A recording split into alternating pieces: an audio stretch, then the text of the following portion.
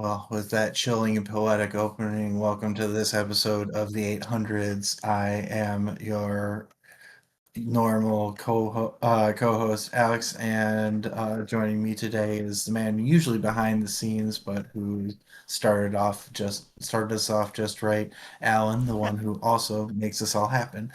So, thank you for co-hosting with me tonight. Adam could not be here with us, but we're gonna make it happen for you guys anyway. Oh no. Oh no, what? Oh Oh no! noes. Oh no! Oh no. I don't know if it came through. The Bummer. audio? Yeah. Bummer. Oh well. Well, if you guys heard the poem, cool. If not, bummer. Imagine it. It's fixed now. I don't know. That I don't is know the if the po- audio was broke, but oh well. Moving Well, on. thank you for getting us back there. If you want to read the poem, it's in the book, so read the book more closely, I guess. Anyways, welcome back to this episode of the 800s. Uh, Alan, why don't you give them our little initial plugs, and then Oh we'll get sure. into. Yeah, so if you were listening before the show, you heard Incompetech and Fearless first. If you want more information on Incompetech and what they do, go check out incompetech.filmmusic.io.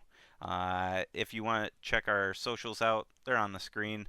And we'll talk about more later on in the show. All right, and I guess I will get into this.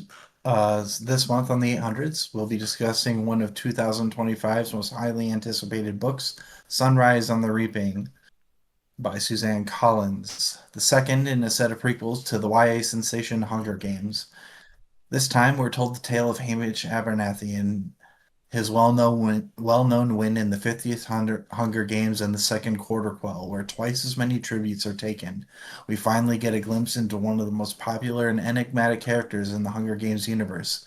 We already know how the ending of the Quarter Quell goes, so this time we set our Oh, sights toward the we lost sunrise your on the audio. reaping. Hello? Try now. Yep, now it's going. Can you hear me now? Yep. All right, let's start this over. This is a day of rewinds, Yeah, it apparently. is. Uh, all right, so this month on the 800s, we'll be discussing one of 2025's most highly anticipated books, Sunrise on the Reaping by Suzanne Collins. The second in a set of prequels to the YA sensation Hunger Games. This time, we're told the tale of Hamish Abernathy and his well-known win in the 50th Hunger Games and the second Quarter Quell, where twice as many tributes are taken. We finally get a glimpse into characters in the Hunger Games universe. We already know the ending to the second Quarter Quell, so this time we set our sights towards the sun. Uh-oh. Well, sounds like we've Sunrise lost. on the Oh, Reaping. there he is. You cut out there for a moment, but we caught the tail end of Woo, okay. it. Uh, The gremlins are out today. oh yeah, in full force apparently. Yep. Um, all right. So why don't you give them our little spiel on how this works, Yeah. real So quick? And we're uh, we're a book club. We talk about the book. We we read the book. We talk about it. And me and Alex are going to kind of discuss the topics that we have. Feel free to jump in on the comments or into chat if you're here with us right now. And add your tidbits about the topics at hand. If you'd like to suggest a topic, go ahead and throw it in chat, and we'll talk about it live. Um, yeah. Right. And just a quick little disclaimer, we do cover adult themes and topics and occasionally swear here and there. So bring kids around at your own discretion. Also, we're trying to create a fun and supportive community over at DM's table where people can feel free to nerd out, geek out, dork out, just be themselves with no fear of reprisal or judgment. So, in sum, be nice or fuck off. All right, let's get it started. Alex, what were your first thoughts, first impressions on this book? Um, I it's hard going into like this sort of prequel thing without some pretty high expectations for an entertaining book because so like I'm trying to say my first impressions were colored by this like going in is like anytime you know the end to a book, Sure. you know this very clearly the premise is set up to be it's about Haymitch. We know how that mostly ends. You're like what's going to be the compelling thing here, and it was my first impression was like, oh, the compelling thing is going to be seeing how this like happy-go-lucky kid turned into a drunk asshole. um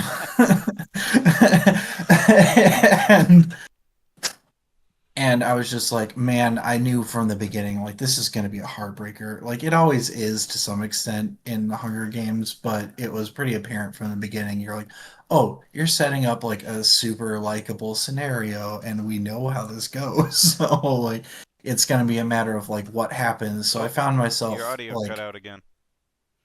You got a loose I connection, think it maybe? might, I think it's my internet, not my connection, Oh, okay. unfortunately. All right, I hear you again. So I'll do my best All right. with you guys. I apologize in advance.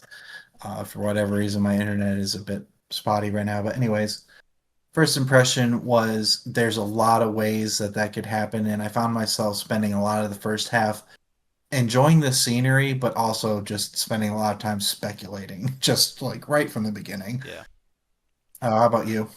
Well, uh, I have never read a Hunger Games book, so I've only seen the movies. You started with this one? Yeah, Oh, okay. yeah. I've only seen the movies, which, granted, I have a understanding of the major plot, but I don't have the fine details that the books impart on you. So this was my first Hunger Games book. I mean, my first impressions uh, were colored nicely. I expected like really lower like younger writing, if that makes sense, like written because it's a Yeah, YA novel. So I was expecting simpler, and I was happily wrong. The writing holds up for an older audience. A comparison would be like my views on Harry Potter. Harry Potter is yeah. very simple writing. This was complicated enough to feel like it was for my like it's in my wheelhouse for reading. Right? I'm not reading. Yeah, It didn't feel like a YA novel, which is awesome. Uh, uh, yeah. yeah. So, I the lighter tones at the start, the darker tones that are colored on the outside, knowing what the Hunger Games are, and being earlier in the Hunger Games like universe really intrigued me from the start. mhm. And I will say this just to add the context, because I have read the other books. Some of this is, and I will say this was a part of my first impressions too, and I appreciate you bringing up your point, because you point out a good thing. Is part of my first impression was like, oh, there's been some evolution in the writing Mm, over time. I think Suzanne Collins realized that, like, yeah, she started with a YA novel, but the people who read that YA novel are full ass adults now. right. And I think she did a good job of kind of bridging that gap a bit. And I kind of noticed that too. I was just like, oh, I don't feel like I'm being like over things are being like Over explained. there's something over-explained or oversimplified, Yeah. and there are some points where there's like could have been more showing than telling, but I thought it was a pretty decent balance from the outset. Yeah, At least yeah, at least compared to I remember the first Hunger Games book. The first time I read it, it seemed perfect because it was like I was the target audience age, but right. I reread it a couple of years ago and I was like, "Oh, yeah, this is definitely a YA novel." This one didn't have that same feeling. Like Yeah. at least not from the jump. I think we see that more often too with these legacy books. You know what I mean? Like Hmm. Harry Potter. Harry Potter grew with the fan base. The writing changed over time with the fan base. Same it sounds like for Hunger Games. There's plenty of legacy series that started with like our generation at a younger age and really uh, uh, kind of followed that generation into the future, right? So Hmm. yeah, Yeah, and I think it also lends itself to this type of story because one of the things that marks YA novels, at least in my experience, is characters that have some development. But if we're talking about the hero story, and maybe this can be our next topic, is like what were your thoughts on the overall story structure and character development? What are your thoughts on like the yeah. character development in this book? Um, Uh, yeah. So like the character development um around Haymitch, I think is solid. I mean he changes so drastically. Uh, quite quickly, right? Like moving from the reaping and what happens during the reaping with the potential of a uprising or a riot at that at that moment. Sticking his foot where it doesn't belong and getting pinched for it. mhm, And then just moving from there and evolving from there was very like it was very natural feeling. I felt like I felt like it was realistic. mhm, His progression, and you can really understand where the trauma and the future alcoholism comes from. The yeah, you even and get like the little touches right through mhm, um, through the book of like his predisposition to addictive behaviors. mhm, So yeah, and I like the plot. It the plot wasn't something terribly to write home about though. mhm. Fairly shallow in my opinion. Yeah, I think part of that, I think that's one of those things in a book. And this is why I couldn't really separate the character development and the plot, Yeah, is because it felt like the character development was the plot. yeah, And that's one of the things that happens in prequels is you are either developing more depth to your world, to your characters, or both. yeah, And this one very clearly focused on the characters. We see the secondary progression of Coriolanus Snow, President Snow. yep. Um, if you've read the previous one, I uh, did after like this. the yeah, you see like where his progression was, and this was very similar to that book in that it took a character we know well and we know where he ends up. We know a bit more of where he's from. And in the middle, we're like, okay, he's not fully there, but this is like still the same scary bastard that he was then. It's just he's maybe a little less subtle. Yeah, um, and a little less he's still very self-assured but a little less so, whereas with Hamish it is a good progression of everything feels natural. It doesn't feel forced or shoehorned in. Like there are some things that are kind of a bit of a harsh set, like I feel like they're like a false red herring, if that's a thing. Like the fact that he works at a distillery oh sure. in Well, like a yeah, he heavy-handed works as a foreshadow. moonshine. Yeah. Yeah, like, but it's like a red herring because, like, you think, oh, well, he was a drinker from the beginning. No, he Right. didn't touch the stuff before, Yeah. you know.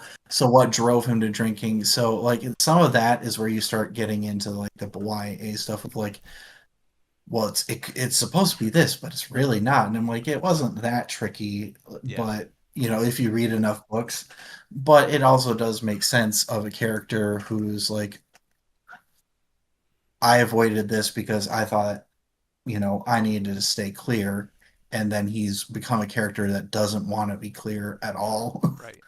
um, and it gives a little more meaning to also the attitude that he has. Like, why did he was always a bit snarky and intelligent, but like, where did that really come from? You see it evolve over time, and I thought that was the strength of this book Yeah. was giving I think all the characters, like even when we see Plutarch, we see like, oh, this guy, even though he was a game master when we made him, started off as a propagandist, and Yep. he was very good at it. He was very good at manipulating things, and he makes it all the way through a book that kills off half the characters. So, a book series that kills off half the characters. He made it through 3 books of death, and you know, and it makes sense that he'd be a character that does it because he started off subtle, careful, and intelligent from the beginning. And so I thought the character development was treated very, in a very believable way. But like you said, the plot kind of suffered for that because the plot was carried by it's the Hunger Games. We Yep. know the format. Yep. And that was like the plot, and we more so the character development carried that burden. So in that way, the plot could have had a little more to it. And it also, as you now know, once you've read this, the prequel to this Yep. prequel, uh, the ending feels a little done. Yep. Like Yep. the ending to the plot is just like, oh, it's another Covey, Yep. and she died horribly in front of somebody who loved her, and it caused them to change.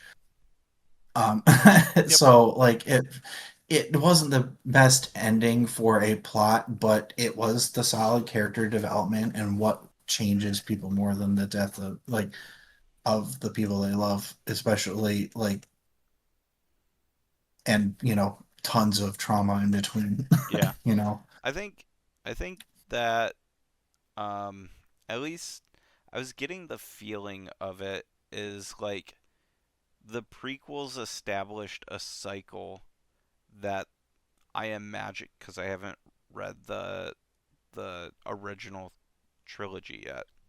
I just started the first book today.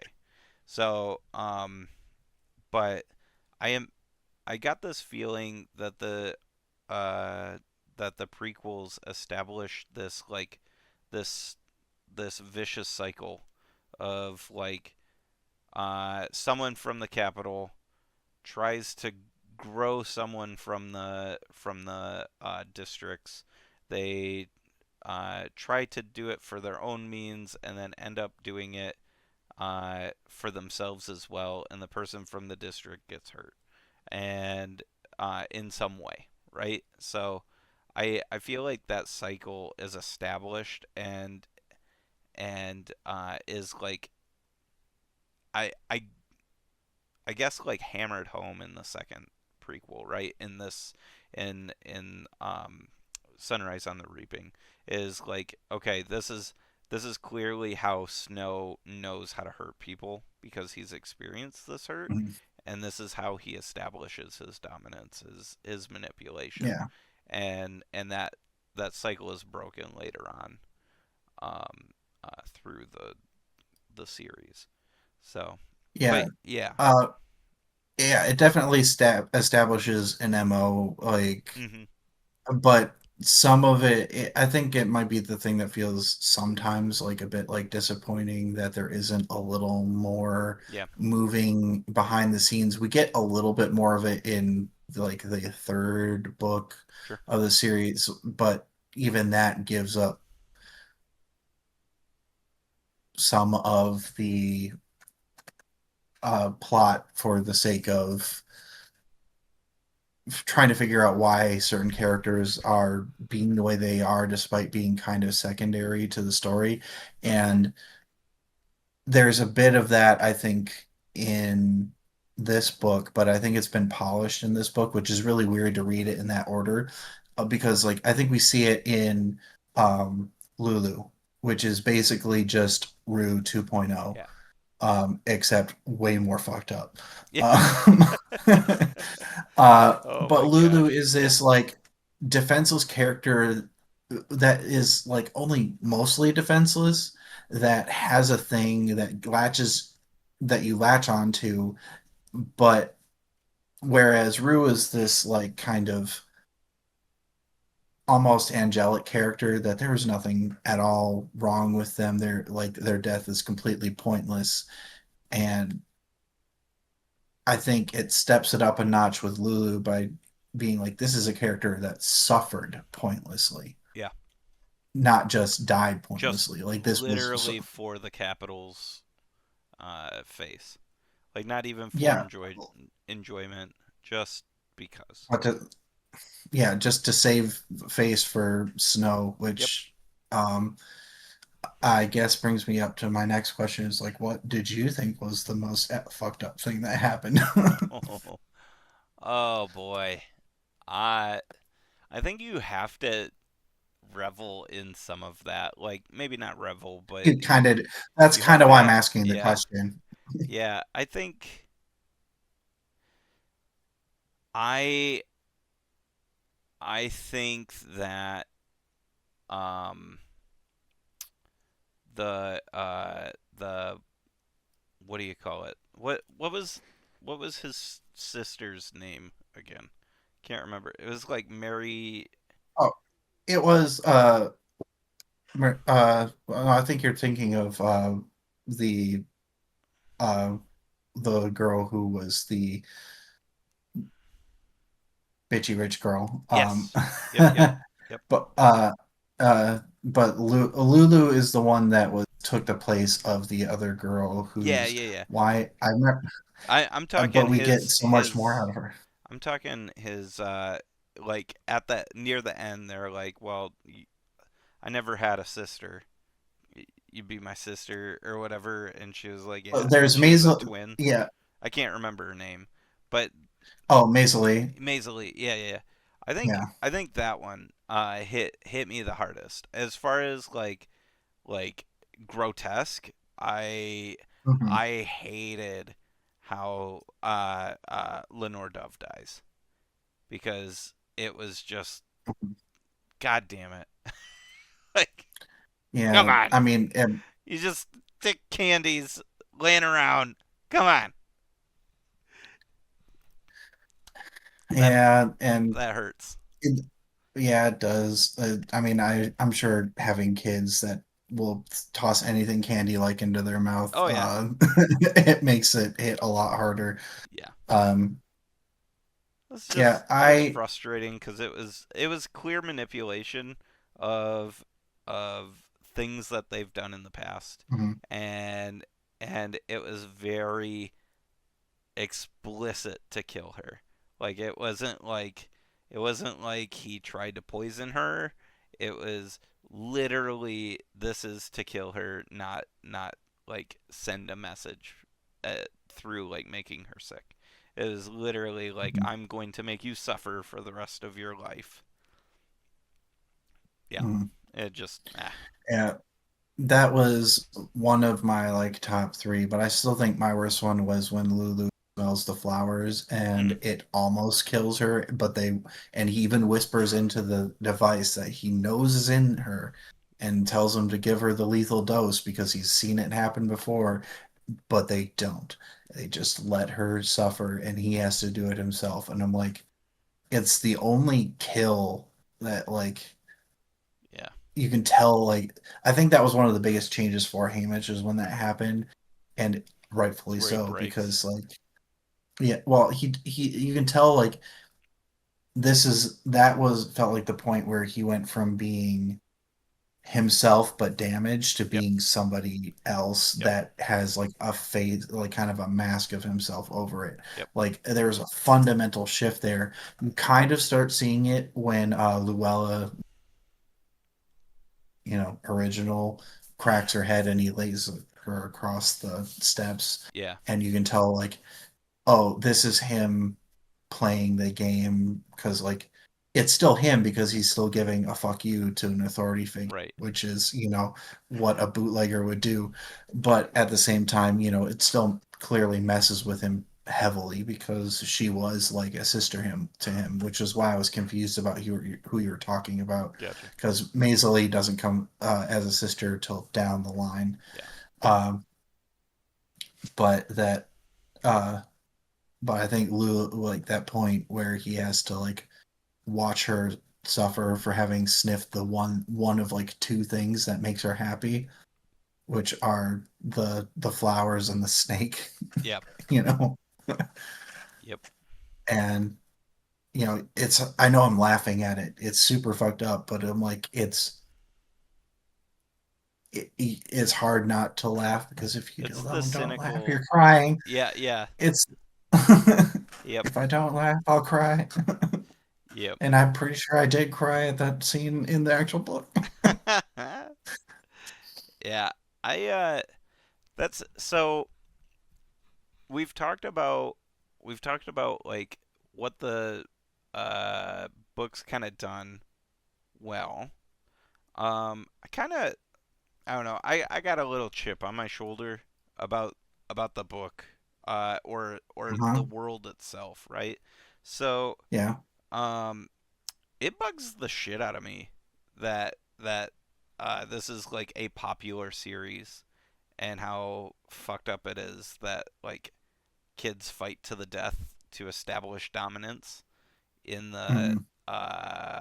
in the uh, uh, like in the Hunger Games, but like to establish the dominance of the capital.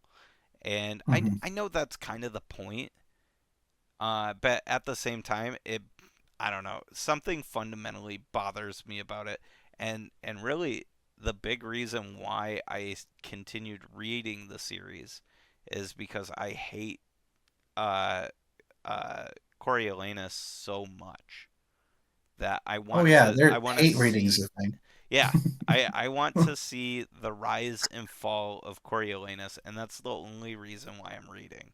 Like I don't really care about Katniss. Uh, uh, I feel sorrow for these people, but Hmm. I just want to see Coriolanus fall. And yeah, Yeah, yeah.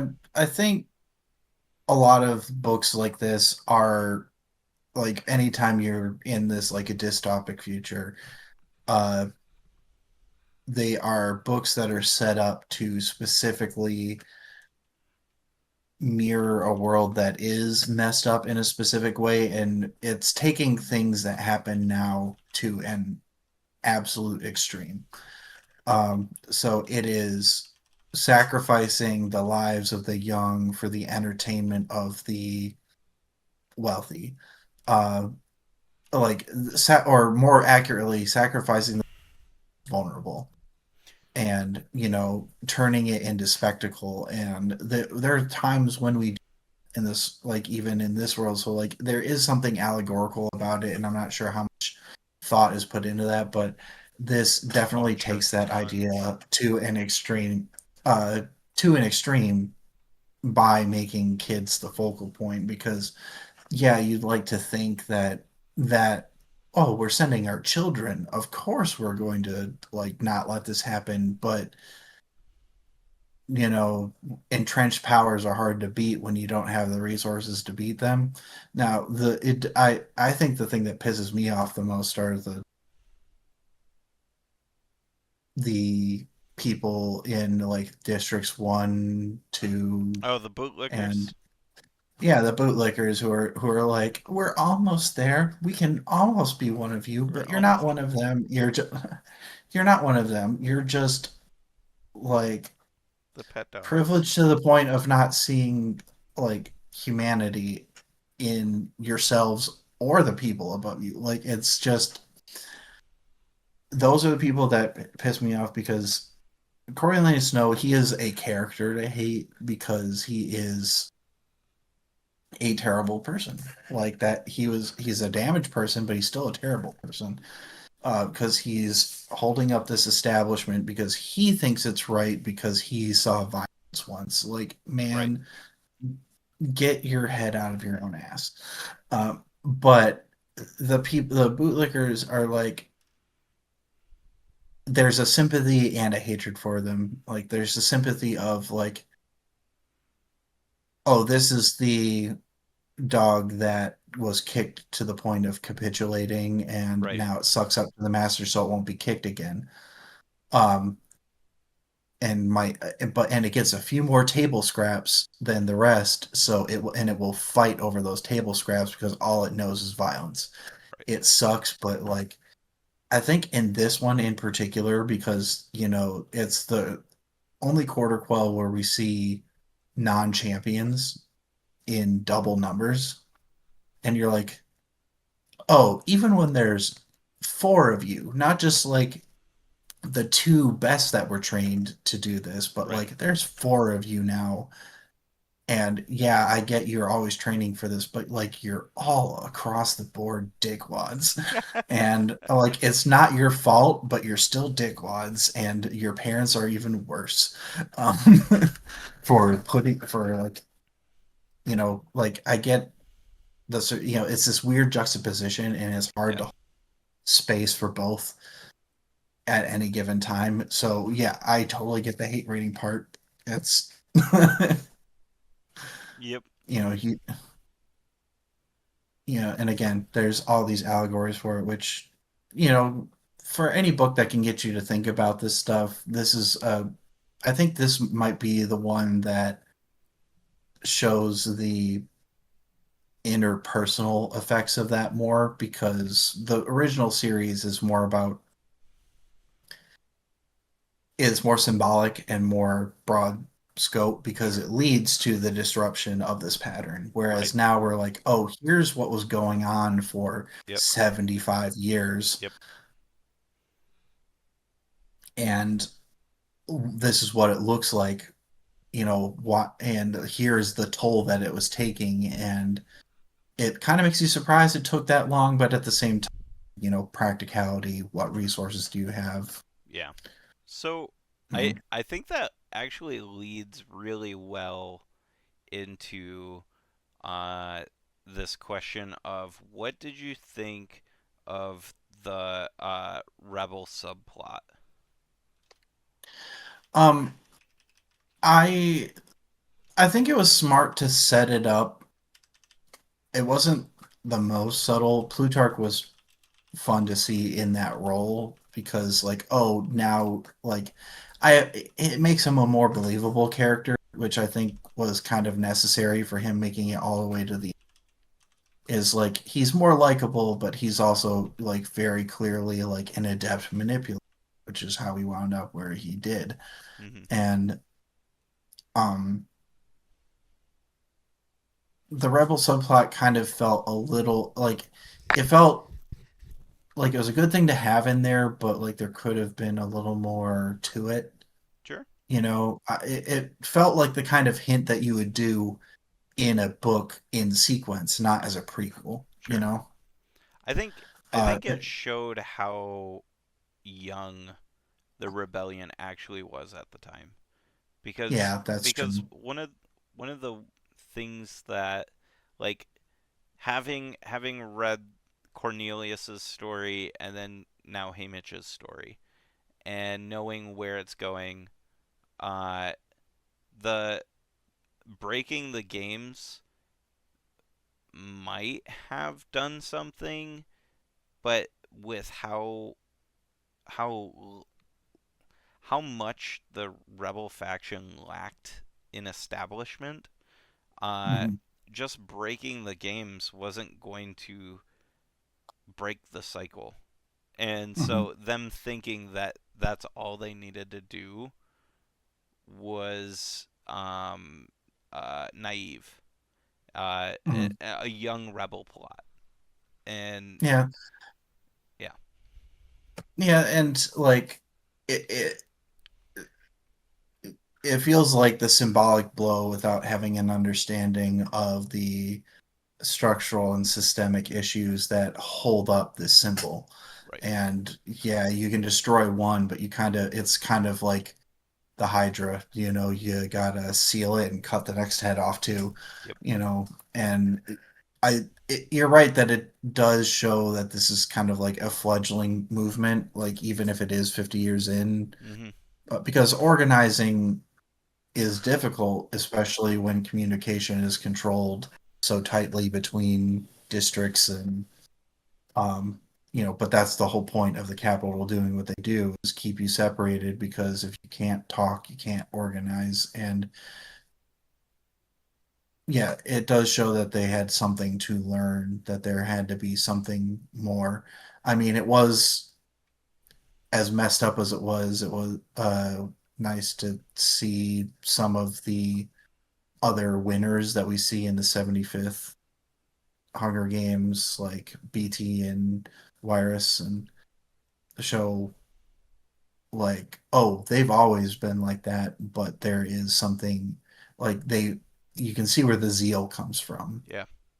and um and where they can learn from their mistakes, and Yep. where it also shows where they tend to make mistakes multiple times, Yep. like, and yeah, I thought it was pretty good. I wish there would have been a bit more as like, and when I say I wish there would have been more, I wish there would have been more of an in-depth look at like maybe what like if there was more Mhm. of a network or not, because it seems like there is, but then there's other Yeah. times where they're like, well, there's only a few of us, and I'm like, well, how the fuck other than like Wirus and BT who can actually like exchange, like who Yeah. have access to communications, like how did this start? I wish there would have been a little more depth to that, but that is like, as we talked about, part of plot that wasn't there, or world building that was kind of de-emphasized in the favor of Yeah. character growth. Yep. I think now that we've been talking about this, I I wonder if the series wouldn't benefit from a outside in perspective, from the rebel point of view. So like a maybe a book from the rebel point of view outside of the games, trying to Hmm. sabotage the games once again and inevitably failing. Kind of like Rogue One, right? So like, Yeah, you yeah, know what I that mean? would, Like I think that'd be a yeah. really good way to round out the prequel perspectives, right? Because you have Cornelius who sees it from the capital side, and Hey, then put the stank on his name. It's Coriolanus. Coriolanus. Yep, yep. Sorry. Yep, yep. Put the stank on it. But yeah, yeah. You see it from the capital side, right? And then you Mhm, see it early games, uh, where they're like starting to really find the rhythm of like mhm. betting and making it more game culture and stuff like that. So it'd be nice to have that rounded out. I think that's what Yeah, I'm kind of gathering from what you're talking about too. Is like there wasn't more about the rebellion in here. Like yeah. it didn't show the interactions as much because it really didn't have the opportunities to. Yeah, it's such a major player in all of the books, but it always feels like kind of like this side faction, Mhm. which like a fledgling rebellion should kind of be like that, but at the same time, like you want us to root for the rebels, but we only ever get to see these individual characters that get recruited into it.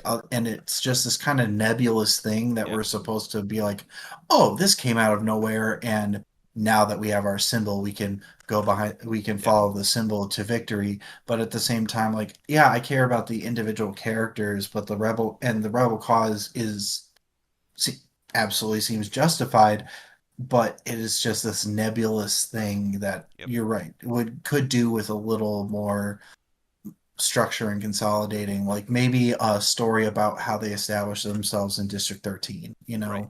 like how do they get their agents, like, you know, uh and you could do it through the course of like a single Hunger Games. Like, how did Right. they get a hold of their weapons or whatever? The Yep. Hunger Games where they were able to like use that, and one of the like previous you could use one of the other winners that show up in the 75th, Yeah. you know, Yep. and that would, I think it could benefit from something like that. But yeah, that did feel like a bit of a piece of like, you want us to really believe in this, your end game, but like it just kind of feels like this thing that exists because you said it did, Yep. and because the conditions suck, not That because of like. no, that's exactly what I was complaining to my wife about what when I finished this book was like, because I felt like that in the movies too, like it just shows up and it's like, oh, Mhm. we've been here all along. I'd been here the whole time. That's right. Like I don't know. I just kind of I feel like it does suffer in this book, even though it's kind of shown, you know, Mhm. and um and Haymitch takes a hand in rebel activities. Yeah, I feel like it it doesn't do it doesn't do what it needs in order to like firmly establish the rebels as like a player, and so that's why I think there's an opportunity for another book from a yeah, different perspective. But yeah, yeah. yeah, So yeah. I mean, I know we're speculating and telling an author yeah, kind of books they can be making, but like, it's just from a couple people who think that there's some really good points to this book. Like, yeah, character development is obviously a major strength. The allegorical implications are potentially thought provoking and accessible to a younger audience yeah. throughout most of it, as long as you're okay with gratuitous violence. Um, Against children. yeah. Uh, or okay with reading about it. Right, It's not like right. Yeah, condoning it in any way, but it, there's definitely space for another book where I wouldn't be mad and it doesn't feel like a money grab. right. But, if I see another one that follows the exact same format of like Hunger Games, this person was added to this still nebulous rebellion that you to believe in. Yep. You're not adding anything to the lore. Everything so far has in a significant way. Yeah. Like you said, getting Coriolanus and seeing like how he turned into the fucked up person that he is, again, doesn't excuse it, but it does add depth to the character.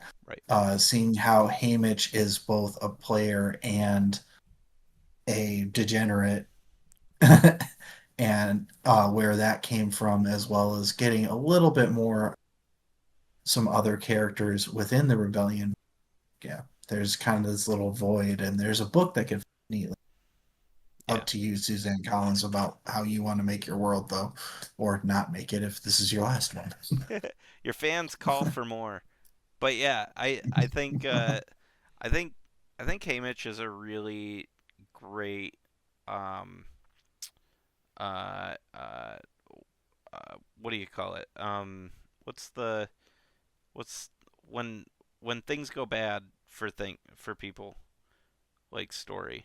Uh uh I I mean, are you talking about like a tragic yes, tale a or? fantastic tragic character. Like Mhm. I feel it. I don't know. I'm gonna say some words and we'll work through it, I guess. But like Haymitch is a comfy, tragic character where like I fully believe his tragedy, and his reaction to those tragedies are realistic, and I empathize with Haymitch and how he decided to numb the pain. Mhm. Not condoning it by any means, but like it's Mhm. so realistic and it's so you can feel that pain. His fall to madness, right? Mhm. Especially like in the end, like mistaking forgot her name again, the twin at the funeral, Yeah. and like calling out her Yeah. name and like doing even more damage because of that, right? Doing damage to that family, doing damage to himself for believing and um having that dissociation and believing that she's still alive. Yeah. Yeah, it is a pretty classic tragic character that that fall from innocence, that Yep. loss of innocence character is classic tragic tale that was, I think, done pretty well. Um, Does and Oh, sorry. Go ahead. Go ahead. uh, well, it's also a character that doesn't seem like it, I think we see parts of like what Hamish could have been too, which is I think the keystone to making a good tragic character Mhm. is a believable character that could go from one to one, from one place to another is part of it.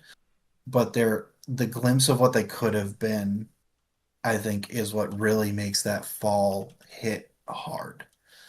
Like the potential lost if they had been allowed to develop without like innocence loss is just a part of growing up. The world's the world, especially in a fucked up one like where Hunger Games Right. exists. But a character that was able to find and who could have absolutely lived a very life if pockmarked by a little bit of bootlegging, um,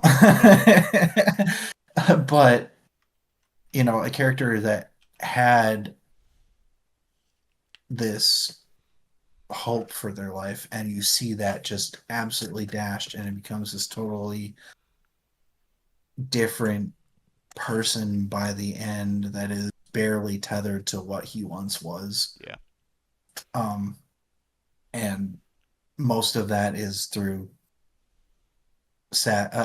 guilt, sadness, anger, and I think that really hits as hard as it does because there is still that tether between there and between what could have been, which I think is a kind of a hard balance to strike because it's very easy to take the character either and make them either too different from what they were before to the point where it's like, yeah, they were a different person, but like, how did you track from one to the other? Right. Or they were like, oh, this person was a cynical asshole. They probably would have found a way to wind, Yeah. and to strike a character that believably fits both is tough and well done.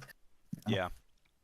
I uh while we've been talking about this, I got to thinking how well uh uh Suzanne Collins did with the prequels and the Covey and like the ballads that go along with their names, because the books follow those ballads so tightly. I really Yeah, like if you think about it, like the theme of Sunrise is the Raven. Like it is, yeah, like in the end the tragedy that Haymitch is going through is the tragedy that the character in the Raven, the poem, is actively yeah, going through, and like the spin into madness and like trying to divorce themselves from reality to escape grief, um is so like potent of a strategy to use in this book.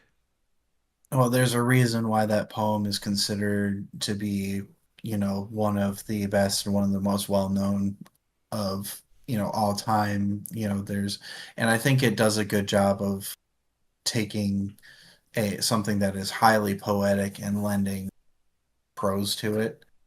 Um,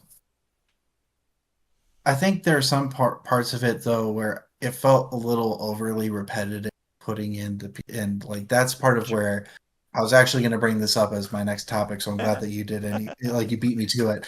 But I was going to say, what did you think about between the poem and song with the actual story? I felt like it got a little used like in the actual writing. It didn't like literally just bits of the song over and over and over and over again. Could have dialed that back a little bit, but in lending prose to the poetry and to the it also is it was really well done. And I think it's a very cool concept of taking a family which was pre-established, like the Coveys were storytellers, they're traveling musicians and storytellers, and how does American art make its way to Panem, Right, right. and How it how to and transcends time. yeah, and how these themes can transcend time and how art is like. I thought that was really cool. Little heavy-handed sometimes, but I thought it was well done as far as like the parts that showed rather than told. Yeah, But I thought they brought up the actual ballad a bit much sometimes. yeah. I think the end, like as he's spinning into madness, and he's literally just quoting that song over and over, like finishing the book, right? Of Hmm. with the poem. Um, I thought that was like those were the drum beats that like really nailed this book as like a solid book for me. Like I think it finished in a that was the crescendo for me. Was like Yeah, this is this is where Haymitch, the character that is known from the original trilogy, this is where he's born.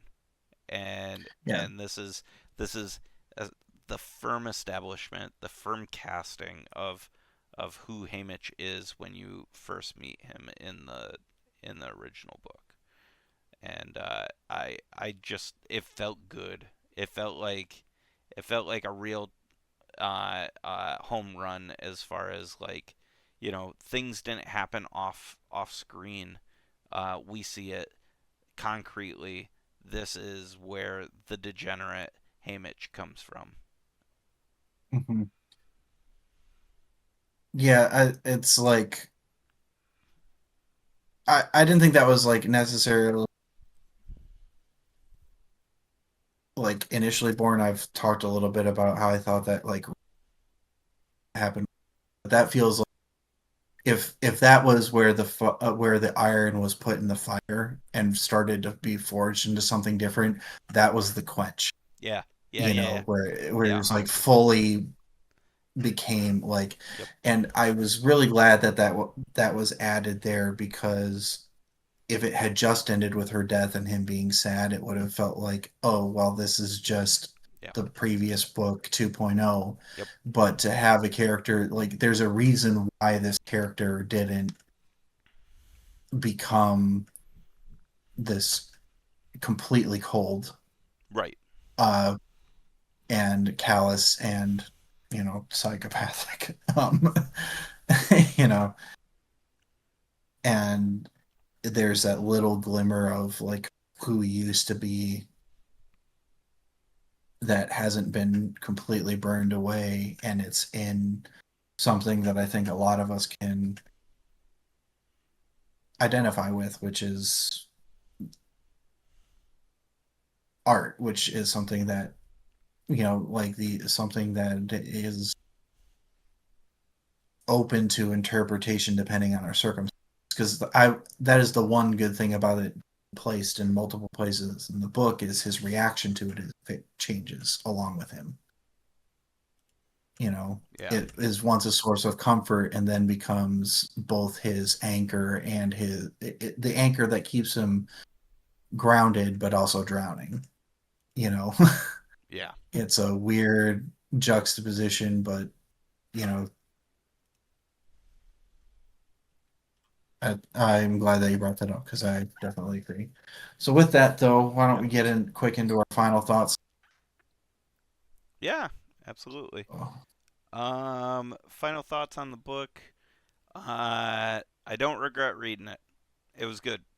It was a pretty good book. I was surprised um how much of the world was like fleshed out, and even though it was already established, I could jump in as a brand new reader to the series and feel like I understood enough, Mhm, you know.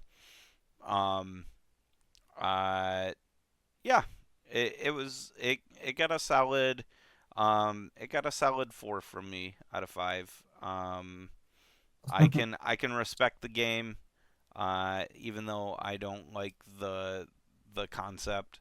I can respect uh, the writing and the storytelling and the world building and the prose. mhm, Solid book. mhm. Uh, I would say solid and entertaining, especially if you're a fan of the series. Like it's worth reading. Uh, it's not anything I would be like, well, if you didn't like the rest of the series, that you're going to immediately like this. Like it's not transcendent in that Right. way. But if you're a fan of the series, read the book because it is, I would say, good and entertaining. Bring some tissues for those who are prone to crying because fuck. um, uh, I would say if you have kids reading this, I'm not sure how they got through. Be worse than most of them. Um, so, eh, up to your discretion, but just have a little caution with it. Uh, I'd say great character development. If you're looking for some heavy plot, it's gonna be a little disappointing, but you know, Yeah, we there's, all know the but plot, you anyways. know, in yeah, well, that's the thing is if you're looking for like a change in the plot structure, that's not the thing for you. But if you're looking for some good character development with just enough of a plot to keep the book moving, this is the book for you.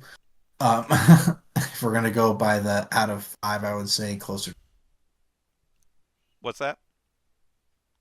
I would say closer to 3.75 Yeah. for me, Yep. but Yep. you know, yeah, Yep. it's like I round it's up. solid, definitely above middle, but Yeah. 4 for me is where like you start getting into the territory of like this would independently be a read if I had just the basic knowledge of the other book. And I think for this Yep. one, you kind of have to have just a little appreciation for the other books to go into it. So that's the 2.25 That's off, fair. That's fair. um, in my opinion. But you Yep. know, take it as you will. But I still, as a fan, good book. Read. Yeah. Excellent. All right. So let's go ahead and get into what we've got coming up next, and then we'll do our plugs and All right. wrap it up for tonight. So we are reading. Uh, 1 second. I am behind on my things because I am not Adam. So 1 second here. We are on October 4th.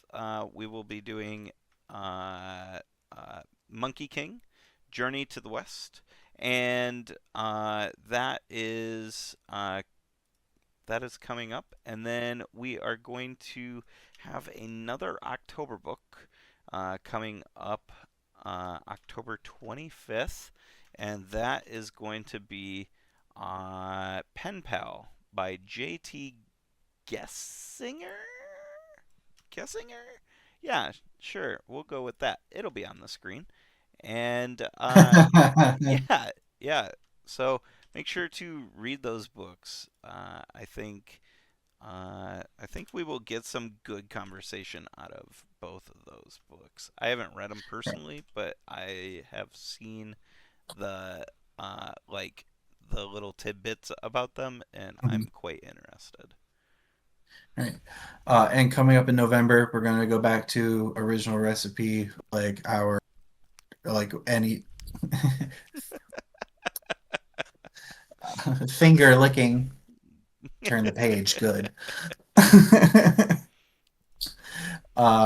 So we are going to go back to are going to just anything sci-fi fantasy before we wrap up the usually redemption books that we have voted on before that didn't make it in uh, for the end of the year. We'll have our usual Christmas fireside. Hopefully, last year I know it didn't happen uh, time in the way that we wanted because everybody was sick. Yeah, yep. That was awful. I'm pretty sure it was like I'm pretty sure it was like COVID, flu, Yeah, in a yeah, it was, and COVID right uh, after that. and then in the new year, Yep. and then we'll be on to the new year with some new themes for you. We'll let you know as those come up. Yeah. Alan, why don't you go ahead and uh, give them the plugs and Yeah. Go check out our social medias if you want to join in on our Discord chat. Hit us up in just DM us on our social media. We'll get you a private link to our Discord. The Discord server is private, so we just hang out and talk with people, and it's a fun time over there. Also, go check out Patreon, patreon.com/dmstable. Over at Patreon, we are able to vote on the books. So if you want to vote, you just got to go to our Patreon page and cast your vote. It's it would be much appreciated if you are able to throw us a couple bucks while you're over there. But don't feel the don't feel the need, then whatever. Just vote. Come watch our stream. Come hang out. It's great to have tell us what to conversations. do. Yes, tell us what to do, please. Um, so yeah.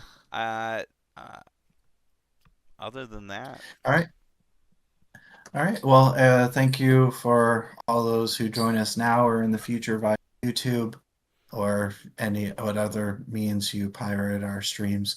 I don't because we're so inaccessible. Um, yes. but seriously, thank you everybody. Thank you again, and we'll see you next book. Bye.